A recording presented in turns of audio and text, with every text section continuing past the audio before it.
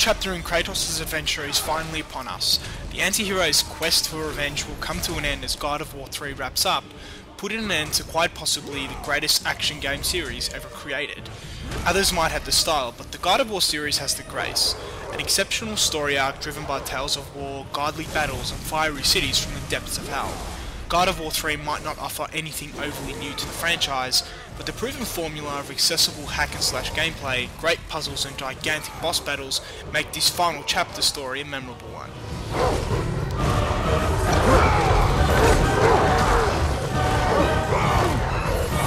Those of you looking for something new might end up disappointed because God of War 3 is essentially the same as the first two games, but with just a bit more bite.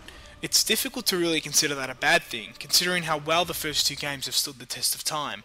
It's not that God of War 3 is dull in its unoriginality, but rather that the style of the series is so enjoyable that it needn't be tampered with.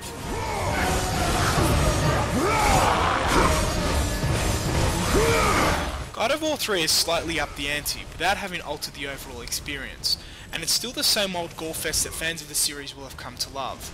It's the goriest of the three games without a doubt, but it never goes overboard so as to blind us from what's actually going on in the game. That said, God of War 3 won't be remembered for its gore, but rather for its overall experience and its anti-hero in Kratos, who is easily one of the most sinister and memorable video game characters of all time.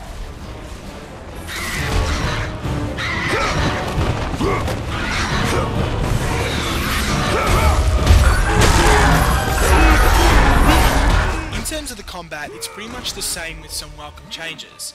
Enemies seem far more aggressive this time round, attacking Kratos whenever he is in sight. There are also more enemies attacking at any one time, and even the lowest difficulty offers slight challenge when it comes to pulling off combos and special moves. The combat is refined enough so as to allow you to move around but still pull off a range of different combos, and this actually allows things to flow a little better. It gives you more incentive to move around and experiment with Kratos, instead of just staying in one place and button mashing.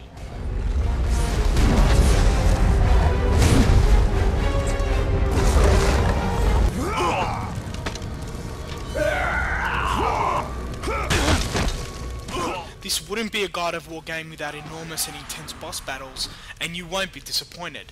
God of War 3 offers some absolutely massive battles.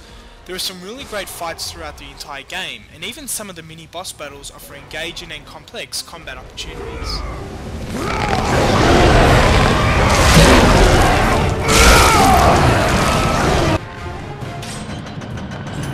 However, God of War 3's story lacks that perfect flow that the gameplay possesses. It's not that it's bad, but it often weaves into the incoherent, offering a narrative that isn't quite as memorable as the first two games. Kratos is still as amazing as ever, but the story lacks that simplicity and brilliance of the first two games. The Spartan lights the way to death. God of War 3, simply put, is gorgeous. The lighting and fire effects are nothing short of amazing, and the character design is quite spectacular. Plenty of design has been put into making Kratos look sensational, as he does. There are small inconsistencies though, like characters that look a little rough around the edges, and environments that lack the high level of detail that others have. But even the worst aspects still look great.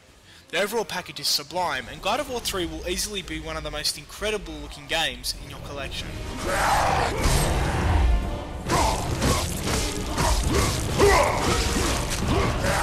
God of War 3 is the biggest of the bunch in the trilogy. The experience is not overly original, but the aspects have been expanded on to offer a memorable yet larger experience. Combat is a little more refined, enemies are more aggressive, boss battles are bigger, environments are larger, and the overall presentation is amazing. God of War 3 is the perfect way to end a wonderful story. Be sure to check out our full written review at www.myps3.com.au.